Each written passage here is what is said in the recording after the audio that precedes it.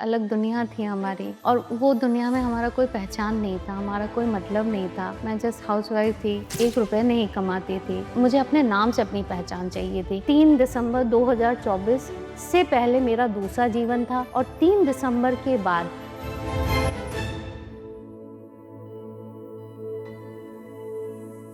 आपका नाम क्या है और आप क्या करती हैं? मेरा नाम निशिता गुप्ता है।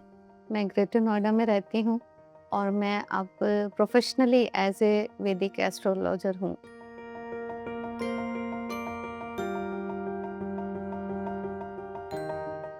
पहले आपकी लाइफ में ऐसे कौन से स्ट्रगल्स थे जिनसे आप परेशान थी?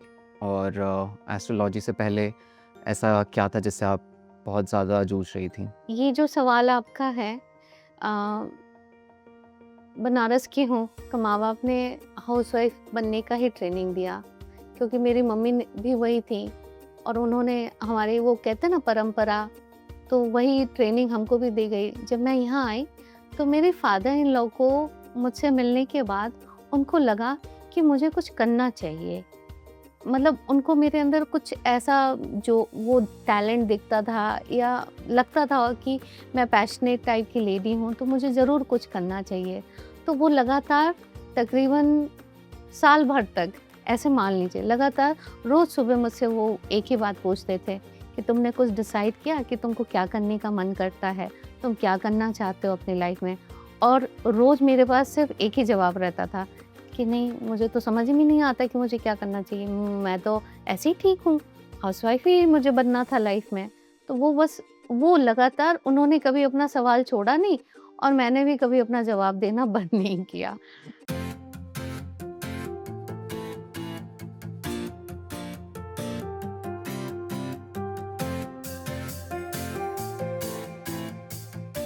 फिर उसके बाद उन्होंने मेरे अंदर देखा कि नहीं, मैं अ, इसमें आर्ट में बहुत अच्छी हूँ, तो उन्होंने मेरा एडमिशन करा दिया हुँ। वीएलसीसी में और मुझे वहाँ पे वो ज़बरदस्ती उन्होंने मेरा एडमिशन करा दिया।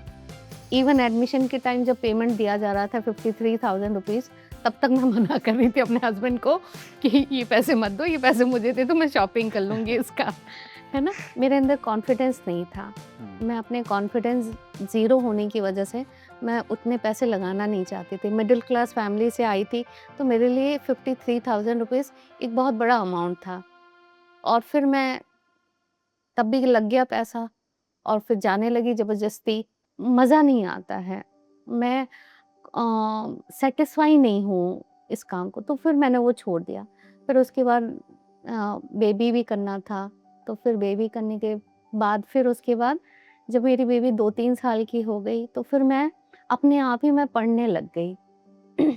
तो ऐसे में आपने एस्ट्रो अरुण पंडित जी को कैसे ढूँढा और वही, उनसे वही, आपका परिचय वही, कैसे वही। हुआ? तो फिर मैं 1 डेढ़ 3 साल तक ना, जब तक बेटी छोटी थी, क्योंकि रात-रात भर जगना पड़ता था, तो मैं रात-रात भर ना ऐसे वीडियो क्लिप्स ही देखती थी एस्ट्रोलॉजी का और पढ़ते रहती थी।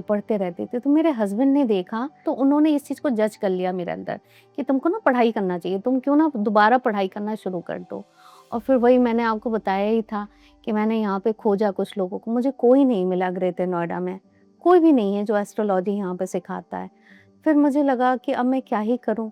तो फिर मंदिर पहुँच गई, फिर भोलेनाथ बाबा को बोली कि अभी तक देखिए आपको ही गुरु माने, लेकिन हमको एस्ट्रोलॉजी पढ़ने के लिए कोई मनुष्य रूप में गुरु चाहिए। तो फिर भोलेनाथ बाबा ने गुरुजी से मिलवा दिया और मैं उस वेबिनार में चली गई। वो पहला ही दिन था वेबिनार का और गुरुजी ने मुझसे कहा था कि आप कर ले जाओगे, बस आप वीडियो देखते रहना और अर्निंग के पीछे अभी मत जाना। जब मैं बोलूँगा तब आप अर्निंग करना भी आप शुरू कर दोगे। बस आप रिकॉर्डिंग देखते रहो और पढ़ते रहो।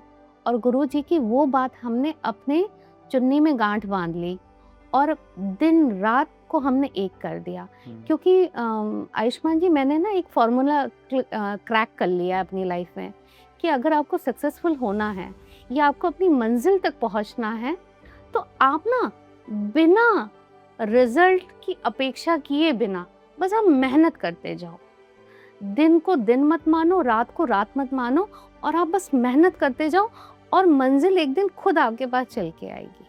ये फॉर्मूला मैंने क्रैक कर लिया है। और बस मैं पढ़ते गई, फिर धीरे-धीरे दोस्तों की कुंडलियाँ देखने लगी। तुम्हारे में ये पोजीशन है, तुम ऐसे करते हो, वो ऐसे करती है। सब दोस्तों को ही बस बताने लगी, फैमिली को ही बताने लगी। और उस फैमिली और उस दोस्तों से कब मैं मार्केट में उतर गई और कब मैं प्रोफ़ेशनली अब मैं ये काम करने लगी हूँ, मुझे नहीं पता। और आपने देखा ही है कि छोटा-सा ऑफ़िस भी बना लिया है घर में ही, क्योंकि बाहर जाने का टाइम नहीं है, बच्ची है छोटी-सी, उसको भी देखना है। तो बस पढ़ाने में, पढ़ने में और कंसल्ट करने में मेरा पूरा टाइम चला जाता है। जब आपकी लर्निंग फेज़ चल रहा था एस्ट्रोलॉजी और एस्ट्रो अरुण पंडित के साथ, तो आपको ऐसा कौन-सा पॉइंट था जब आपको लगा कि अब कुछ चेंज आने लगा है, अब आप में कॉन्फिडेंस बिल्ड हो रहा है? और वो ऐसा कोई टर्निंग पॉइंट था जब आपको लगा कि हाँ, अब शायद मैं कर लूँगी ये?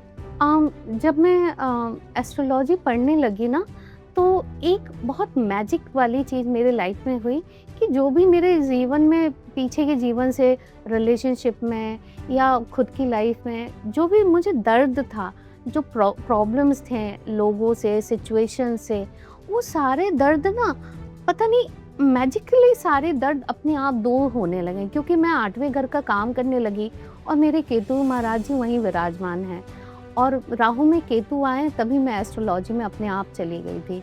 और मेरे लाइफ से वो सारे पेन, सफ़रिंग कैसे खुद ब खुद डिलीट होते चले गए।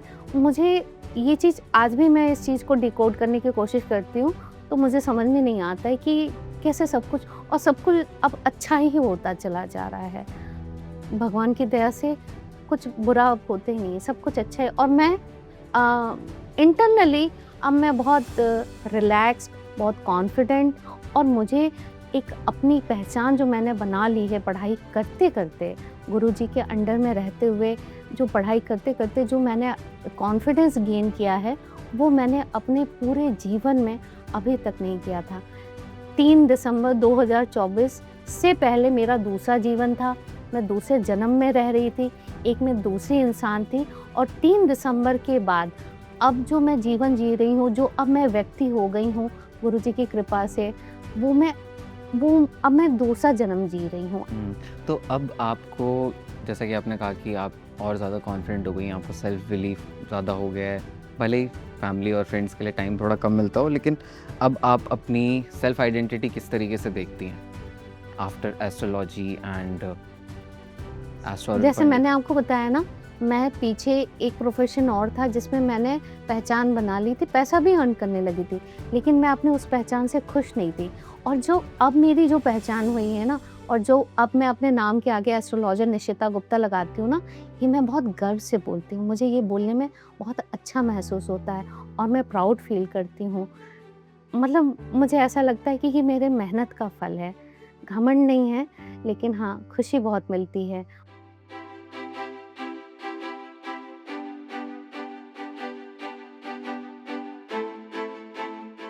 तो इस जर्नी में आपको पंडित जी ने किस तरीके से मोटिवेट या हेल्प किया, और किस तरीके से आप में वो कॉन्फिडेंस और सेल्फ बिलीफ को बढ़ाया कि आप अपने ऊपर उतना भरोसा कर पाएँ और ये चीज़ आगे बढ़ पाएँ? आपके अंदर अपना एक जुनून होना चाहिए, एक वो धुन होनी चाहिए आपके अंदर कि नहीं, मुझे करना ही करना है। जब तक अगर वो धुन आपके अंदर नहीं है तो आप कुछ नहीं पा सकते हैं। और ये धुन जो है सिर्फ़ और सिर्फ़ मुझे गुरुजी की वजह से मिला है। मैं जब तक जीवित रहूँगी, मैं गुरुजी की हमेशा आभारी रहूँगी।